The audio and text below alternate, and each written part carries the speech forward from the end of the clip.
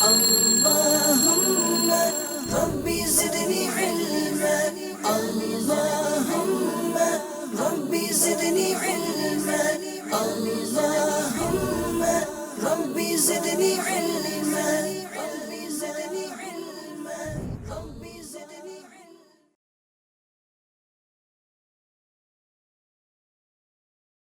السلام علیکم ورحمۃ اللہ وبرکاتہ سر. وعلیکم السلام ورحمۃ اللہ وبرکاتہ. کیسے ہیں آپ لوگ؟ الحمدللہ. ماشاء اللہ تشریف رکھیے. دیکھیے آپ کے سامنے کتابیں بھی ہیں. تو جو ہمارا سلسلہ ہے آپ کو اس کا نام تو پتہ ہی ہوگا. کیا نام ہے اس کا؟ Class time. تو آج سے جو ہے نا وہ ہم اس کتاب سے یہ سبق اور یہ اپنا سلسلہ شروع کریں گے. ہم اپنی کلاس کو اس سے شروع کریں گے اور اس میں سے ہم اپنے اسباق پڑھا کریں گے. ٹھیک ہے؟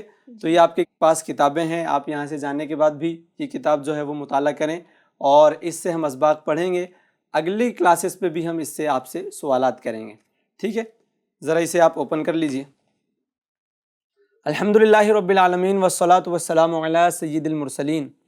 اما بعد فاعوذ باللہ من الشیطان الرجیم. بسم اللہ الرحمن الرحیم.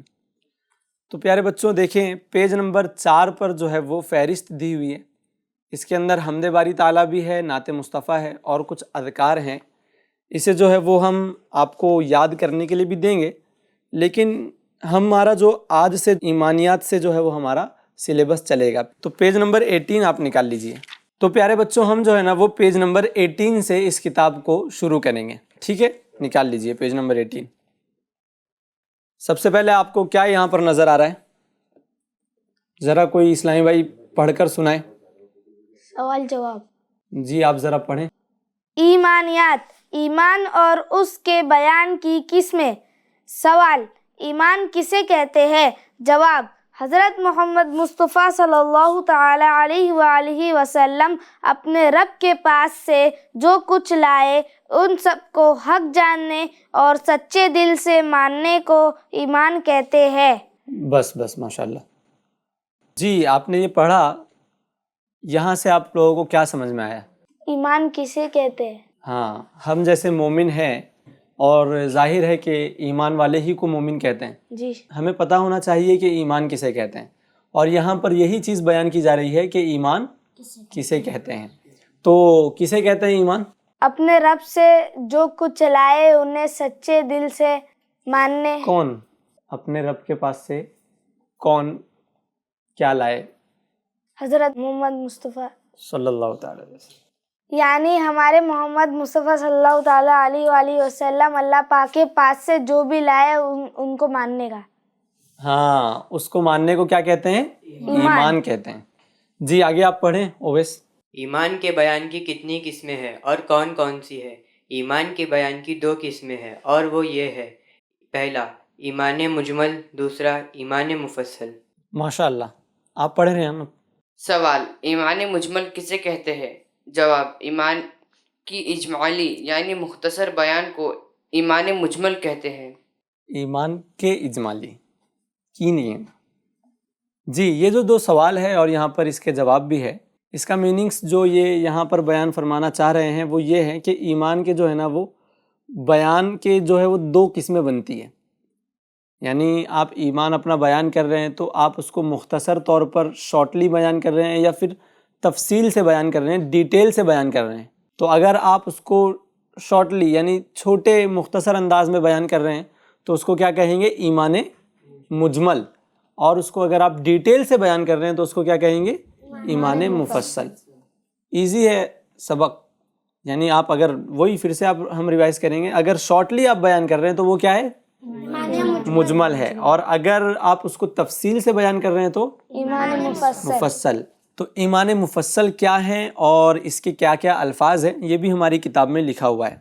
آئیے ہم ایمان مجمل پڑھتے ہیں اور آپ اسے یاد بھی کر لیجئے گا. انشاءاللہ اگر اگلی کلاس میں ملاقات ہوئی تو آپ سے سنا بھی جائے گا.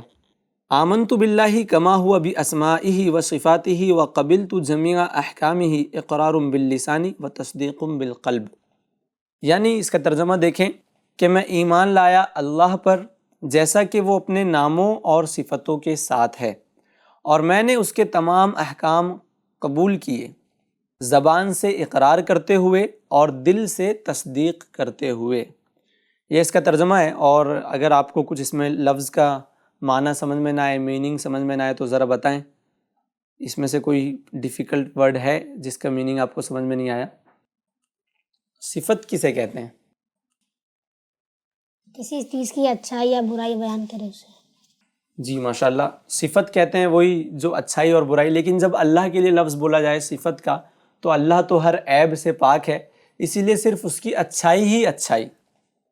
ایک تو ہوتا ہے ذات، یعنی ایک ہستی ہے اور پھر اس کی صفتیں ہیں، اس کے اندر وہ چیزیں موجود ہیں، لیکن جب ہم اللہ کے بارے میں گفتگو کرتے ہیں تو اللہ کی جو ذات ہے وہ تمام عیب سے، تمام برائیوں سے اور نقائص سے پاک ہے، ہر خوبی کی جامع ہے، یعنی جتنی بھی اچھائیاں ہیں سب وہ اللہ کریم کے اندر موجود ہے، وہ جو ہے وہ کوئی عیب اس کے اندر نہیں ہے۔ تو اللہ کے نام اور اس کی صفتوں کے ساتھ ایمان لائے۔ اور اس کے اندر احکام لفظ ہوا ہے، احکام کا لفظ استعمال ہوا، اس کا کیا مطلب ہوتا ہے؟ اور کوئی آپ بتائیں گے؟ چلیں آپ بتائیں، احکام کا مطلب کیا ہوتا ہے؟ آپ دونوں میں سے کوئی بتا دیں۔ احکام کا مطلب ہوتا ہے حکم۔ کوئی بھی اگر حکم ہے، اللہ کی جانب سے ہمیں جو حکم ملا ہے اس کا پلورل ہے احکام۔ حکم کیا ہے؟ سنگولر ہے، واحد ہے، اور اس کا جمع کیا ہوگا؟ احکام۔ زبان سے اقرار کرتے ہوئے، اقرار کا مطلب ہوتا ہے ایکسیپٹ کرنا، مان لینا۔ ہم نے زبان سے یہ مان لیا کہ ہم جو ہے وہ اللہ کے ناموں پر، اس کی صفتوں پر ہم ایمان لاتے ہیں۔ زبان سے بھی کہتے ہیں نا، ہم جو کلمہ پڑھتے ہیں وہ زبان سے کہتے ہیں۔ اور دل سے تصدیق کرتے ہوئے، تصدیق مطلب سچا ماننا، سچ، صدق کہتے ہیں نا، صدق سچ کو کہتے ہیں، صادق کہتے ہیں سچ بولنے والے کو۔ تو یہیں سے بنا ہے وہ بھی، کہ اس دل سے جو ہے وہ تصدیق کرنا، یعنی دل سے سچا جاننا، سچا ماننا۔ تو آپ کے سامنے جو ہے وہ اس کا ترجمہ بھی میں نے عرض کر دیا اور اس کی تفصیل بھی عرض کر دی، جو ہے وہ آپ اس کو یاد فرما لیجئے گا۔ آئیے اب ہم اپنے سیگمنٹ کے آخری مرحلے کی طرف بڑھتے ہیں۔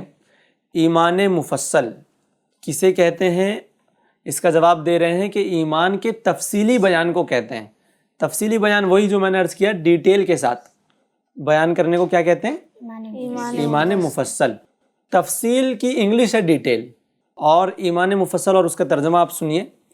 آمنت باللہ و ملائکتہ و کتبہ و رسلہ والیوم الآخر والقدر خیرہ و شرہ من اللہ تعالی والبعث بعد الموت، یعنی میں ایمان لایا اللہ پر اور اس کے فرشتوں پر اور اس کی کتابوں پر اور اس کے رسولوں پر اور قیامت کے دن پر، اور اس پر کہ اچھی اور بری تقدیر اللہ کی طرف سے ہے، اور موت کے بعد اٹھائے جانے پر۔ دیکھیے یہاں پر پہلا جو کلمہ تھا وہ کتنا مختصر تھا، جیسے اس کے اندر کیا فرمایا؟ اللہ پر، اس کی صفتوں پر اور اس کے احکام پر جو ہے وہ میں نے ایمان لایا اور اسے قبول کیا ہے۔ لیکن یہاں پر بالکل تفصیل کے ساتھ کہ میں اللہ پر ایمان لایا، اس کے فرشتوں پر ایمان لایا، اس کی کتابوں پر، اس کے رسولوں پر اور آخرت کے دن پر، یہ تفصیل کر رہے ہیں۔ یہ کیا کر رہے ہیں؟ اس کی تفصیل کر رہے ہیں، وضاحت اور ڈیٹیل بیان کر رہے ہیں۔ تو ذرا اس کے بھی جو ہے میں کچھ تفصیل عرض کرتا ہوں۔ رسول کہتے ہیں اس مقدس ہستی کو جس کے اوپر اللہ تعالیٰ نے وحی نازل کی، پھر کتاب اور شریعت بھی نازل کی، یعنی وہ ایک نئی کتاب اور نئی شریعت لے کر آئے۔ آپ کو پتہ ہے مشہور کتابیں کتنی ہیں، آسمانی کتابیں؟ ذرا بیان کریں، آپ بیان کریں۔ 4۔ ہاں 4۔ کون کون سی؟ توریت، انجیل، زبور، قرآن پاک۔ ماشاء اللہ ماشاء اللہ۔ تو یہ کتابیں ہیں، ایسا نہیں ہے کہ صرف اتنی ہی ہیں، اور بھی اللہ نے نازل فرمائی ہیں کتابیں، صحیفے، لیکن جو مشہور ہیں وہ یہ 4 ہیں۔ تو ہم اللہ کی جانب سے جو بھی کتابیں نازل ہوئی ہیں ہم سب پر ایمان لاتے ہیں، لیکن اس زمانے میں وہ تبدیل ہو چکی ہے۔ اس کے اندر کیا ہو گیا، کوئی کچھ چیزیں انسانوں نے بڑھا دیں، جیسا اللہ نے نازل کی تھی ویسی اب وہ رہی نہیں۔ تو اب ہم ان پر تو ایمان نہیں لاتے جو انسانوں کی طرف سے بڑھائی ہوئی ہے، بلکہ جو اللہ نے نازل کیا ہے ہم اس پر ایمان رکھتے ہیں۔ لیکن جو قرآن پاک ہے اس میں قیامت تک کوئی تبدیلی نہیں کر سکتا۔ ایسا اگر کوئی مانتا ہے کہ پہلے کچھ اور قرآن تھا اب کچھ اور ہے تو ایسا شخص مسلمان نہیں رہے گا، کیونکہ قرآن پاک میں خود اللہ کریم نے اس کی حفاظت کا ذمہ جو ہے وہ اپنے ذمہ کرم پر لیا ہے، ٹھیک ہے۔ اور یوم الآخر سے مراد قیامت کا دن ہے۔ قیامت کا دن تو آپ کو پتہ ہے کہ ڈے آف ججمنٹ جسے کہتے ہیں نا، کہ جس میں جو ہے وہ اعمال ہوں گے، اعمال تولے جا رہے ہوں گے، اس پر ہم ایمان لاتے ہیں۔ والقدر خیرہ و شرہ من اللہ تعالی، اور جو تقدیر ہے، جو ہماری قسمت ہے، وہ اللہ ہی کی طرف سے ہے۔ ہماری تقدیر میں جو کچھ بھی ہوتا ہے، چاہے ہم کوئی اچھا کام کرتے ہیں یا برا کام کرتے ہیں، ہماری جو تقدیر ہے وہ اللہ کی جانب سے ہے۔ لیکن یاد رکھیں کہ اگر کوئی ہم اچھا کام کرتے ہیں تو اسے ہمیں کہنا ہے کہ یہ اللہ کی جانب سے ہے، یہ اللہ کی توفیق سے ہم نے کام کیا ہے۔ لیکن اگر خدا نہ خواستہ برا کام کسی سے صادر ہو جاتا ہے، وہ برا کام کر بیٹھتا ہے، تو اسے یہ نہیں کہنا چاہیے کہ یہ اللہ کی جانب سے تھا، ٹھیک ہے جی، بلکہ اسے یہ کہنا چاہیے کہ یہ ہمارا نفس اور جو شیطان ورغلاتا ہے یہ ہمارے نفس کی طرف سے ہے، شیطان کی طرف سے ہے۔ اللہ کی جانب اس بات کو منسوب کرنا بہت زیادہ غلط ہے، تو اس کا بھی خیال رکھیں۔ والبعث بعد الموت، اور مرنے کے بعد دوبارہ اٹھائے جانے پر ہم ایمان رکھتے ہیں۔ تو مرنے کے بعد دوبارہ اٹھائے جانے سے کیا مراد ہے؟ آپ لوگوں میں سے کوئی بتائیں۔ قیامت کے دن جب اٹھائے جائیں گے تب۔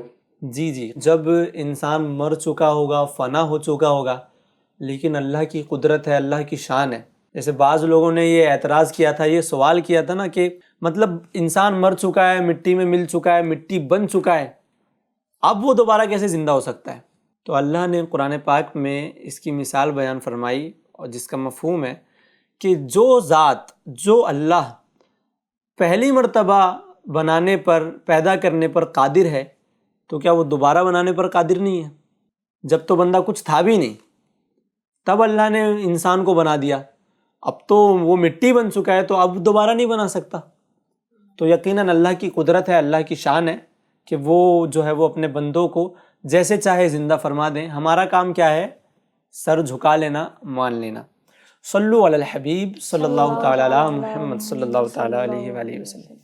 تو پیارے بچوں، آئیے پھر ہم اپنے اگلے سیگمنٹ کی طرف بڑھتے ہیں، جس کے اندر ہم اردو سے عربی کی طرف جاتے ہیں، اور جو الفاظ ہیں ان کو عربی میں کیا کہتے ہیں وہ ہم سیکھتے ہیں۔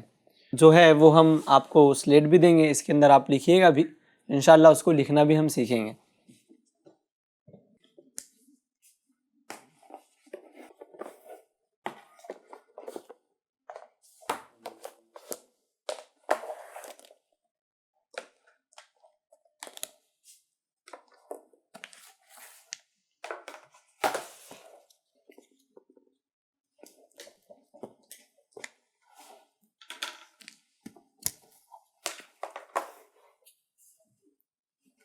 تو پیارے بچوں، دیکھتے ہیں ہمیں اسکرین پر کون سا اینیمل دکھایا جا رہا ہے۔ یہ کون سا اینیمل ہے؟ ڈونکی ہے، اس کو انگلش میں ڈونکی کہتے ہیں، اور عربی میں کیا کہتے ہیں؟ حمارن۔ جی، اور اردو میں گدھا کہتے ہیں۔ جو ہے وہ آپ یہ یاد رکھیں کہ کسی بھی اسلامی بھائی کو، بچے کو، اگر اس کا ذہن کن ذہن ہے، وہ اس کا ذہن کم چلتا ہے، تو اس کو گدھا نہیں کہنا چاہیے۔ بہت سے لوگ اس کو جو ہے وہ بیچارے کو گدھا کہہ رہے ہوتے ہیں، الگ الگ جانوروں سے مثالیں اس کی دے رہے ہوتے ہیں۔ کسی بھی مسلمان کی دل آزاری کرنا کیا ہے؟ دل دکھانا کیا ہے؟ گناہ ہے، ناجائز ہے، ٹھیک ہے۔ تو آپ لوگ بھی نیت کیجئے، اگر کوئی آپ کی نظر میں کوئی ایسا کہتا ہو تو اس وقت بھی آپ کو سمجھانا ہے۔ تو ایک ڈونکی ہے، بیچارہ گدھا ہے، اس کو بھی ہمیں برا بھلا نہیں کہنا ہے۔ یہ جانور ہے جیسے، اس کو بھی ہمیں الٹا سیدھا تو نہیں کہنا ہے نا؟ تو آئیے ہم سیکھتے ہیں اس کو۔ حمارن اسے کہتے ہیں۔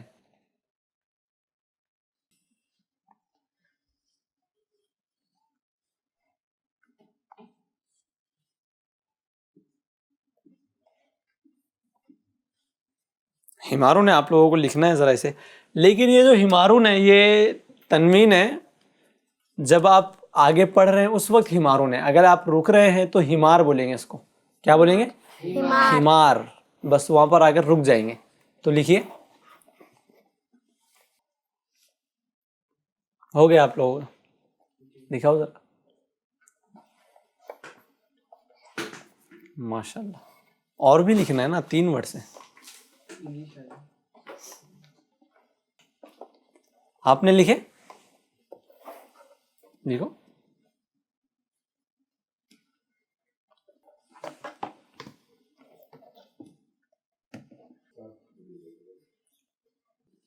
چلے اب ہم اپنے دوسری پکچر کی طرف چلتے ہیں, دیکھتے ہیں آپ کو کیا دکھایا جا رہا ہے. جی یہ کیا ہے؟ کرو, کوا اس کو اردو میں کہتے ہیں. اس کو بھی جو ہے وہ لوگ چڑانے کے لیے استعمال کر رہے ہوتے ہیں. کوئی اگر بیچارہ اس کا کلر ایسا ہے تو پھر اس کو لوگ جو ہے وہ یہ کہہ رہے ہوتے ہیں. تو ایسا کہنا بھی ناجائز ہے, کسی بھی مسلمان کی دل آزاری کرنا, دل دکھانا ناجائز ہے. اس کو عربی میں کہتے ہیں غراب. کیا کہتے ہیں؟ رکیں گے تو غراب بولیں گے اس کو, غراب. کیا بولیں گے؟ غراب. جی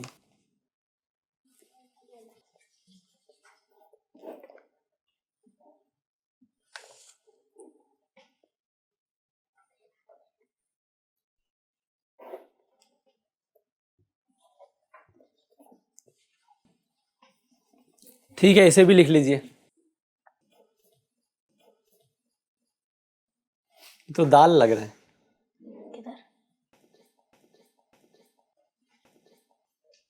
ہوا؟ چلیں پھر دیکھتے ہیں اگلی پکچر میں کیا ہے. یہ کون سا جانور ہے پیارے اسلامی بھائیوں؟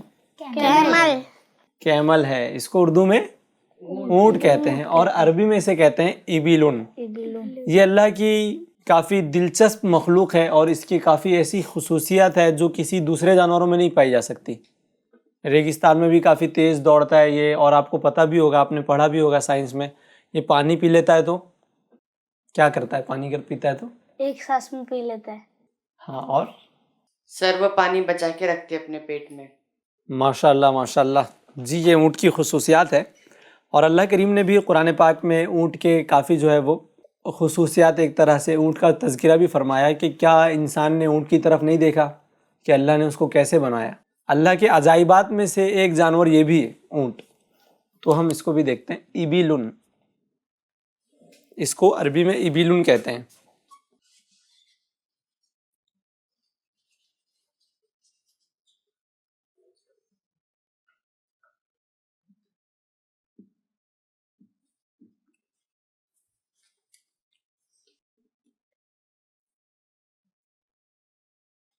ہو گیا آپ کا؟ بتاؤ. ماشاء اللہ. آپ بتائیے اویس, ریحان. ماشاء اللہ ماشاء اللہ. آپ بتائیے. تو پیارے بچوں, آج ہم نے 3 جانوروں کے بارے میں عربی سیکھی ہے اور آپ نے ماشاءاللہ لکھی بھی ہے. تو میں آپ سے سلیٹ کلیکٹ کرتا ہوں. یوں ہی ہم انشاءاللہ تعالیٰ اپنی اگلی کلاسز میں بھی دیگر الفاظ اور دیگر چیزوں کے بارے میں ہم سیکھتے رہیں گے. صلو علی الحبیب صلی اللہ تعالیٰ علی محمد صلی اللہ تعالیٰ علیہ وآلہ وسلم. ماشاءاللہ پیارے بچوں, آپ نے ابھی عربی بھی سیکھی اور دیکھی. ہم نے جانا کہ کن الفاظ کو عربی میں کیا کہتے ہیں. تو اب ہم اپنے اگلے سیگمنٹ کی طرف بڑھتے ہیں, جس کے اندر ہم جو ہے نا ایک مقدس ہستی کے بارے میں سنتے ہیں. تو آج ہم جن مقدس ہستی کے بارے میں سننے والے ہیں, میں ان ہستی کا مبارک نام ابھی عرض نہیں کروں گا, بلکہ دیکھیں گے, میں واقعہ سناؤں گا, دیکھیں گے کہ آپ میں سے کون کون ان تک پہنچتا ہے. تو آپ میں سے جو بھی پہنچے وہ اپنا کیا کرے گا؟ ہاتھ اٹھائیں گے. نام نہیں لیں گے کیونکہ کلاس میں ایسا کر دیتے ہیں تو پھر دوسرے لوگوں کو بھی پتہ چل جاتا ہے, مسئلہ ہو جاتا ہے. وہ اللہ کے پیارے نبی ہیں, اور ایسے نبی ہیں کہ ان کے والد بھی نبی ہیں, ان کے دادا اور پردادا بھی نبی ہیں. اب سوچیں آپ. اور وہ مشہور ہیں, اب میں آپ کو بتاؤں گا تو آپ پہنچ بھی جائیں گے. وہ اپنے حسن و جمال اور خوبصورتی میں مشہور ہیں کہ اللہ تعالیٰ نے ان کو بے پناہ اور بے انتہا حسن عطا فرمایا تھا. بہت زیادہ حسین تھے. آپ کے کئی بھائی بھی تھے, اور چونکہ آپ کے جو والد تھے وہ اپنے ان شہزادے سے بہت زیادہ محبت کیا کرتے تھے, تو مسئلہ یہ ہوا کہ آپ کے جو بھائی تھے جو ہے نا, ان کو, جو اللہ کے نبی ہیں, ان کو کنویں میں ڈال دیا دور لے جا کر. کافی تفصیلی واقعہ ہے, میں آپ کو مختصراً عرض کر رہا ہوں. اور جب کنویں میں ڈال دیا تو والد صاحب کے پاس آئے تو کہا کہ انہیں تو بھیڑیے نے کھا لیا ہے. تو پھر یہاں یہ ہوا کہ آپ کو جو ہے نا وہ کنویں سے نکالا گیا، پھر آپ مصر میں پہنچے، وہاں پر اللہ تعالیٰ کی شان آپ دیکھیں، آپ کو مصر کے بازار میں جو ہے وہ لوگوں نے خریدنے کی کوشش کی، مطلب خریدنا چاہا۔ پھر آپ مصر میں پہنچے تو وہاں کے بالآخر وہاں پر جو عزیز تھا، عزیز مصر جو تھا، اس کے یہاں آپ رہے، قیام پذیر رہے۔ پھر کچھ مسائل ایسے ہوئے کہ آپ کو جیل میں ڈال دیا گیا، اور کوئی جرم بھی نہیں تھا، کیونکہ اللہ کے نبی کیا ہوتے ہیں؟ معصوم ہوتے ہیں، ان سے کبھی کوئی گناہ، کوئی خطا ہو ہی نہیں سکتی۔ کوئی جرم بھی نہیں تھا، بس آپ جو ہے وہ جیل میں آپ کو ڈال دیا گیا، اور کئی سالوں تک آپ جیل میں رہے۔ پھر اللہ کی قدرت ایسی ہے، اللہ کی شان ایسی ہے کہ پھر اللہ تعالیٰ نے آپ کو مصر کا ہی بادشاہ بنا دیا، اور اللہ نے ایسا انتقام لیا کہ جو لوگ مصر میں آپ کو خریدنے آئے تھے، ایک دن ایسا آیا کہ مصر کے اندر وہ لوگ بھی، ان کے جانور بھی، ان کے کھیت وغیرہ بھی، ان کا گھر بھی، ہر چیز جو ہے وہ جو نبی تھے ان کی ملکیت میں آ چکا تھا، آپ سب کے مالک بن چکے تھے، کیونکہ اس وقت قحط سالی وغیرہ جو بھی معاملہ تھا وہ سب ہو چکا تھا۔ تو یہ ان کا ایک مختصر سا واقعہ ہے، بلکہ آپ کے نام کی پوری صورت ہے۔ کون کون پہنچا ہے؟ صرف ایک، دو طلبہ اکرام۔ چلیں ریحان آپ بتائیں۔ حضور صلی اللہ تعالیٰ علیہ وسلم۔ آپ سے غلطی ہو گئی ہے پیارے بھائی، مائک رکھے۔ ہمارے پیارے آقا صلی اللہ علیہ وسلم کے اتنے بھائی تو نہیں تھے، ایسا کوئی واقعہ تو ہے نہیں۔ آپ بتائیے اویس۔ حضرت یوسف علیہ السلام۔ ماشاء اللہ، سبحان اللہ، آپ کا جواب درست ہے، حضرت یوسف علیہ السلام۔ اللہ تعالیٰ نے آپ کو بے پناہ حسن عطا فرمایا، بولتے نا حسن یوسف، اور آپ ہی کے حسن کی وجہ سے جو ہے وہ مصر کی عورتوں نے اپنی انگلیاں کاٹ لیے تھے، بلکہ کاٹے کیا تھے، خود کٹ گئے تھے۔ میرے آقا اعلیٰ حضرت امام علیہ سنت نے ایک شعر لکھا ہے کہ حسن یوسف پہ کٹی مصر میں انگشت زنا، سر کٹاتے ہیں تیرے نام پہ مردان عرب، کہ سرکار صلی اللہ علیہ وسلم کے نام کا اتنا حسن ہے کہ اب تک جو ہے وہ عرب کے بھی جو مرد ہیں وہ آپ کے نام پر قربان ہونے کے لیے بےتاب رہتے ہیں۔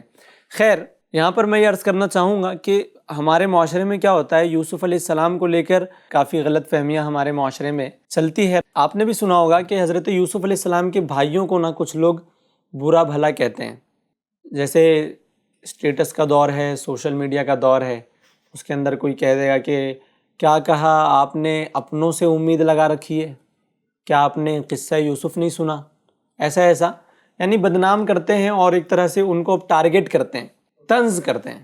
لیکن ہمیں اس کا تو پتہ ہے نا کہ انہوں نے توبہ کر لی تھی، سارے بھائیوں نے توبہ کر لی تھی، حضرت یوسف علیہ السلام نے انہیں معاف بھی کر دیا تھا۔ سورہ یوسف میں بھی ہے لا تثریب علیکم اليوم، کہ آج کے دن جو ہے وہ تمہارے اوپر کوئی ملامت نہیں ہے، اللہ تعالیٰ تمہارے گناہوں کو معاف کرے۔ تو جب انہوں نے معافی مانگ لی، یوسف علیہ السلام نے معاف کر دیا، تو اب ہم کون ہوتے ہیں کہ ان کو ٹارگٹ کریں؟ کیونکہ جب کوئی بندہ توبہ کر لیتا ہے تو اس کو دوبارہ اس کے اوپر آر نہیں دلانی چاہیے، ان کو بار بار وہی جو ٹارچر نہیں کرنا چاہیے۔ تو جب زندگی میں یہ معاملہ ہے، وہ تو اللہ کے نیک بندے تھے، حضرت یوسف علیہ السلام کے بھائی ہیں، تو اگر کوئی شخص معاشرے میں ایسا کرتا ہے تو ہمیں اسے روکنا چاہیے، ٹھیک ہے؟ حضرت یوسف علیہ السلام، ان کے بھائی کے بارے میں کوئی بھی اگر بد کلامی کرتا ہے، برے انداز میں گفتگو کرتا ہے، تو ہم اسے روکیں گے۔ آپ روکیں گے انشاءاللہ؟ انشاءاللہ۔ انشاءاللہ، ماشاءاللہ۔ چلیں، صلو علی الحبیب صلی اللہ تعالیٰ علی محمد صلی اللہ تعالیٰ علیہ وآلہ وسلم۔ تو پیارے بچوں، اب جو ہے ہم ایک نیا سیگمنٹ لائے ہیں، آج کی کلاس سے ہم اس کی ابتدا کریں گے، کیونکہ پچھلے سلسلوں میں، پچھلی کلاسز میں ایسا نہیں رہا۔ اس کے اندر 6 چٹھیاں ہیں، اس کے اندر کچھ لکھا ہوا ہے اور آپ کو وہ بتانا ہے، ٹھیک ہے؟ ایک ایک کر کے آئیں گے اور وہ شروع کریں گے۔ اس سیگمنٹ کا نام ہے آپ کا امتحان۔ کیا نام ہے اس کا؟ آپ کا اب کلاس میں آئے ہیں تو آپ کا تھوڑا بہت امتحان بھی ہم لے لیں گے۔ تو آئیے ہم اپنی دائیں جانب سے شروع کرتے ہیں۔ جی،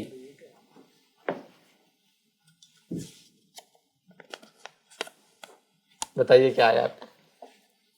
ٹھیک ہے، بیٹھیے۔ آپ سے ایک سوال کیا جائے گا، آپ اس کا آنسر دیجیے گا۔ تھوڑا پہیلی ٹائپ ہے، پہیلی ہے۔ آپ جو ہے نا، تصور کیجیے آپ ایک ریس میں دوڑ رہے ہیں، اور دوڑتے دوڑتے، بھاگتے بھاگتے آپ نے 2nd نمبر والا جو تھا بندہ، اس کو آپ نے پیچھے کر دیا تو آپ کا کتنا نمبر آئے گا؟ بولے، سیکنڈ. زور سے بولے. سیکنڈ. سیکنڈ کیوں آئے گا؟ کیونکہ وہ جو میرے سے آگے جو تھے وہ بھی سیکنڈ نمبر تھے، فرسٹ نمبر والے اس کے آگے تھے. صحیح جواب ہے ان کا. جی. ٹھیک ہے، ماشاء اللہ آپ کا جواب درست ہے. آئیے اب آپ آئیے.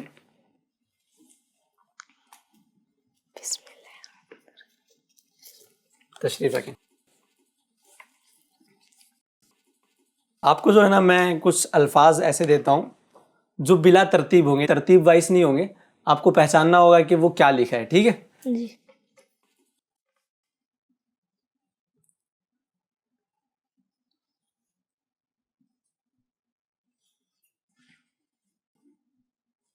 یرملون. یہ یرملون ہے. ہاں. یرملون میں دال کہاں آتا ہے، ہاں کہاں آتا ہے؟ چلو آپ کو ایک کلو دیتا ہوں. یہ ایک بہت ہی مقدس شہر کا نام ہے. جنہیں پہنچ گیا وہ اب مدینہ. آواز نہ نکالیں. کیا؟ مدینہ. مدینہ. میم، دال، یا، نون اور ہا. سبحان اللہ سبحان اللہ، ماشاء اللہ آپ کا جواب درست ہے. ٹھیک ہے، آپ کو بھی پہچاننا پڑے گا.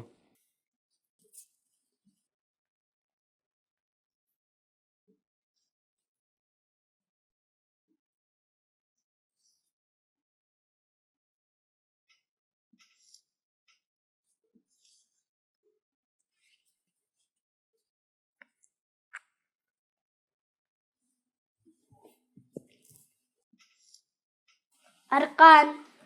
ارکان ہے. ارکان کیا ہوتا ہے ویسے؟ تو میں آپ کو کلو دے دیتا ہوں. یہ جو ہے نا وہ ایک عبادت ہے جو کہ حج کے مہینے میں کی جاتی ہے. آپ میں سے کوئی پہنچے کیا؟ پہنچ گئے ہیں. پوچھ لوں ان سے. ٹھیک ہے ریحان آپ بتائیں. راکبن. ریحان یہ کون سی عبادت ہے؟ راکبن. چلیں آپ بتائیں. اویس. قربانی. جی یہ قربانی ہے.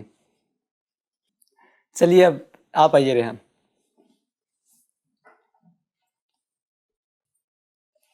مجھے دے دو، بیٹھو. اچھا ریحان یہ بتائیے، آپ سے سوال ہے. 2 لوگ ہیں جو کہ 10 روپے میں گنجے ہوئے ہیں، تو 10 گنجے کتنے روپے میں گنجے ہوں گے؟ سر 1 بھی روپے میں نہیں ہوگے. کیوں ایسا ریحان؟ سر کیونکہ وہ پہلے سے گنجے. ٹھیک ہے ماشاء اللہ. ماشاء اللہ آپ لوگوں کا آئی کیو لیول بہت اچھا ہے، شارپ ہے ماشاء اللہ. چلیں اب آپ اویس.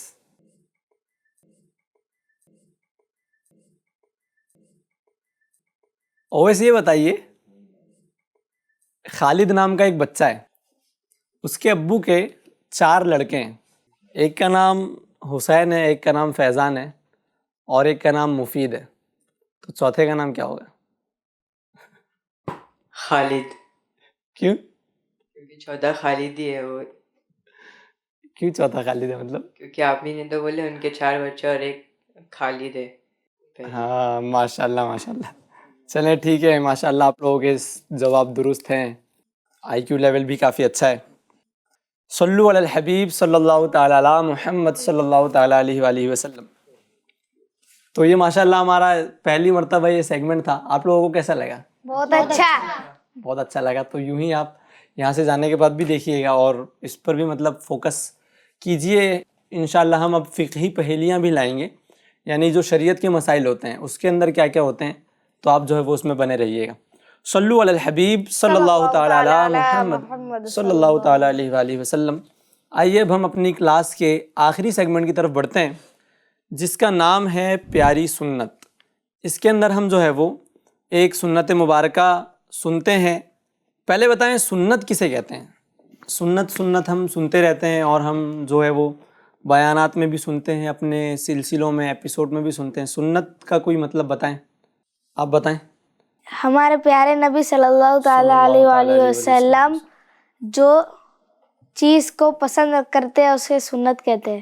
اچھا کوئی ڈیفینیشن جو مطلب جامع بھی ہو اور معنی بھی ہو, مطلب سب کو گھیر لے. ڈیفینیشن آپ بتائیں. پیارے نبی صلی اللہ تعالیٰ علیہ وآلہ وسلم کے عمل کو.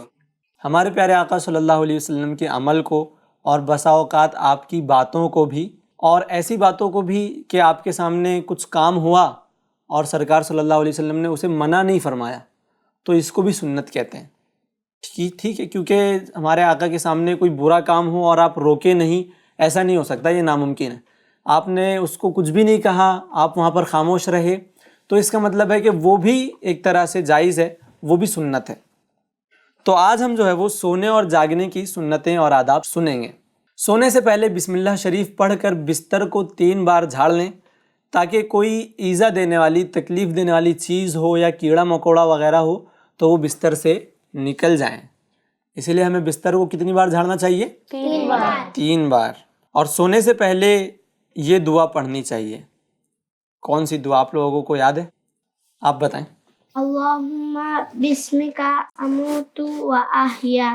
ماشاء اللہ, ہمارے حمزہ بھائی نے ماشاء اللہ اچھی دعا سنائی اور بالکل درست سنائی. اس کا ترجمہ ہے کہ اے اللہ عز و جل, میں تیرے نام کے ساتھ ہی مرتا ہوں اور جیتا ہوں. دیکھیے سبحان اللہ, کتنی پیاری دعا ہے. تو آپ بھی نیت کیجئے کہ جب بھی ہم سوئیں گے تو یہ دعا پڑھ کے سوئیں گے. اس کا مطلب ہوتا ہے, یعنی مرتا اور جیتا ہوں مطلب سوتا ہوں اور جاگتا ہوں, کیونکہ سونا بھی ایک طرح سے موت ہے, وہ موت کی بہن ہے ایک طرح سے سونا, نیند.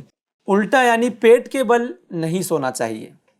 بہت سارے اسلامی بھائی الٹا لیٹ کر سو جاتے ہیں, ایسا نہیں کرنا چاہیے, کیونکہ حدیث شریف میں ہے کہ حضور صلی اللہ تعالیٰ علیہ وسلم نے ایک شخص کو پیٹ کے بل لیٹے ہوئے دیکھا, تو پیارے آقا صلی اللہ علیہ وسلم نے فرمایا اس طرح لیٹنے کو اللہ پاک پسند نہیں فرماتا. اور آج بھی آپ دیکھیں گے, اگر ریسرچ کریں گے, سائنس اگر دیکھیں گے, تو اس کے کافی نقصانات ہیں. اگر کوئی پیٹ کے بل لیٹ کر سوتا ہے تو اس کے بہت سارے نقصان ہیں. آپ بھی تو کچھ کہیں, کیا ہے اس کے نقصان ہیں. جیسے پیٹ کے اندر جو ہمارے اعضاء ہوتے ہیں, سینے کے اندر جو جیسے دل ہے, پھر پیٹ میں آپ دیکھ لیں تو جگر ہے, ساری جو اندر اللہ تعالیٰ نے اعضاء رکھے ہیں ان سب کو نقصان پہنچتا ہے. دائیں کروٹ لیٹنا سنت ہے. پیارے آقا صلی اللہ علیہ وسلم جب اپنی خوابگاہ پر تشریف لے جاتے, آرام فرمانے تشریف لے جاتے, تو اپنا سیدھا ہاتھ مبارک سیدھے رخسار شریف کے نیچے رکھ کر لیٹتے تھے. یعنی رخسار کہتے ہیں گال کو. اپنا مبارک ہاتھ جو ہے وہ دایاں ہاتھ اپنے رخسار کے نیچے رکھ لیا کرتے تھے, اور پھر آپ آرام فرماتے تھے, لیٹتے تھے. قرآن مجید کے آداب میں سے یہ بھی ہے کہ اس کی طرف پیٹھ نہ کی جائے, نہ پاؤں پھیلائے جائیں, نہ پاؤں کو اس سے اونچا کریں, نہ یہ کہ خود اونچی جگہ ہو اور جو ہے وہ قرآن مجید نیچے ہو. ہاں اگر قرآن پاک اور مقدس طغرے وغیرہ اونچی جگہ ہو تو اس سمت پاؤں کرنے میں مذائقہ نہیں. مثال کے طور پر آپ لیٹیں ہیں تو مطلب احتیاط کریں کہ کوئی کتاب وہاں پر موجود ہے, آپ کا بیگ موجود ہے وہاں پر, تو آپ وہاں پر پاؤں نہ کریں. پاؤں جو ہے وہ وہاں پر پھیلانے نہیں ہیں. لیٹ کر بھی آپ تلاوت قرآن کر سکتے ہیں, جائز ہے, لیکن آپ کو جو ہے وہ پاؤں فولڈ کرنا ہوگا. پاؤں فولڈ کر لیجئے, ہے نا. کوئی بھی وظیفہ جیسے آپ پڑھتے ہیں لیٹ کر, سوتے ٹائم ہم آیت الکرسی, سورہ اخلاص پڑھ لیتے ہیں, تو پاؤں کو سیدھا نہیں کرنا ہے بلکہ فولڈ کرنا ہے. کبھی چٹائی پر سوئیں تو کبھی بستر پر, کبھی فرش زمین پر ہی سو جائیں. جاگنے کے بعد یہ دعا پڑھیں, الحمدللہ الذی احیانا بعد ما اماتنا و الیہ النشور. یہ کس کس کو یاد ہے؟ تو جن اسلامی بھائی کو یاد نہیں ہے وہ یاد کر لیجئے گا. صلو علی الحبیب صلی اللہ تعالی علی محمد صلی اللہ تعالی علیہ وآلہ وسلم. اللہ کریم ہمارے پروگرام کو اپنی بارگاہ میں شرف قبولیت بخشے, قبول فرمائے, اور جو کچھ بھی ہم نے سنا ہے اس پر عمل کرنے کی توفیق عطا فرمائے. یوں ہی ہمارے ساتھ بنے رہیں, FGN چینل دیکھتے رہیں, اور اپنا اور اپنے والدین کا خاص خیال رکھیں. صلو علی الحبیب صلی اللہ تعالی علی محمد صلی اللہ تعالی علیہ وآلہ وسلم. ربي زدني علما اللهم ربي زدني علما اللهم ربي زدني علما